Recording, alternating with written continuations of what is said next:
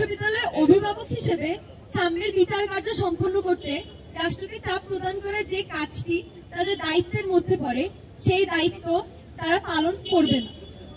বাংলা নববর্ষ বরণ করার উপলক্ষে চারুকলা প্রশাসনের তরফ থেকে শেখ হাসিনার একটি দানবী আকৃতির মোটিফ নির্মাণ করা হয় এবছরের এপ্রিল মাসে।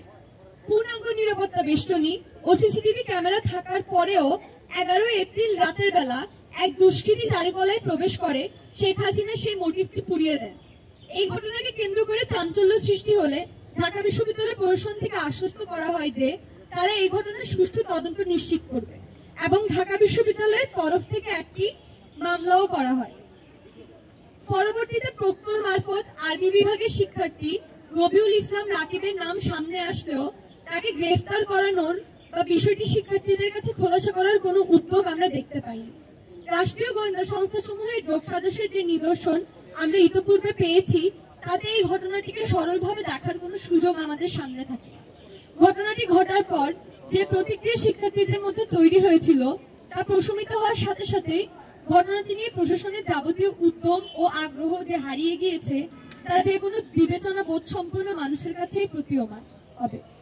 আমাদের ভীতির জায়গাটি হলো এই প্রশাসন বহাল তবিয়তে থাকলে সাম্য হত্যাকাণ্ডের বিষয়টি জনমন থেকে ঝাপসা হয়ে গেলে এই বিষয়ে প্রশাসন একইভাবে দায় এড়ানোর ভূমিকা গ্রহণ করবে।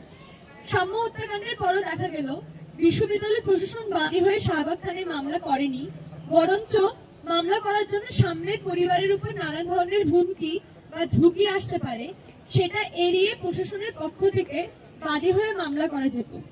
আমরা আরো দেখলাম সাম্যের মৃত্যুর পরের দিন বিশ্ববিদ্যালয়ে স্বাভাবিকভাবে পূর্ণ কার্য দিবস চলেছে। মৃত্যুর একদিন পরে 15 মে প্রহসনমূলক অর্ধ দিবস শোক পালন করা হয় বিশ্ববিদ্যালয় প্রশাসনের পক্ষ থেকে। প্রহসনের অর্ধ দিবস শোক প্রত্যাখ্যান করে সন্ত্রাস বিরোধী শিক্ষার্থীবৃন্দের ডাকা ধর্মঘটের চাপে পরবর্তীতে পূর্ণ দিবস করা হয়। এছাড়া পুলিশ কর্মকর্তাদের সাথে বৈঠকে শিক্ষার্থীদের কোনো প্রতিনিধি রাখা হয় নাই। উক্ত ঘটনা প্রবাহে আমরা আশঙ্কা করছি যে বিশ্ববিদ্যালয়ের অভিভাবক হিসেবে সামনের বিচার কার্য সম্পন্ন করতে রাষ্ট্রকে চাপ প্রদান করার যে কাজটি তাদের দায়িত্বের মধ্যে পড়ে, সেই দায়িত্ব তারা পালন করবে না।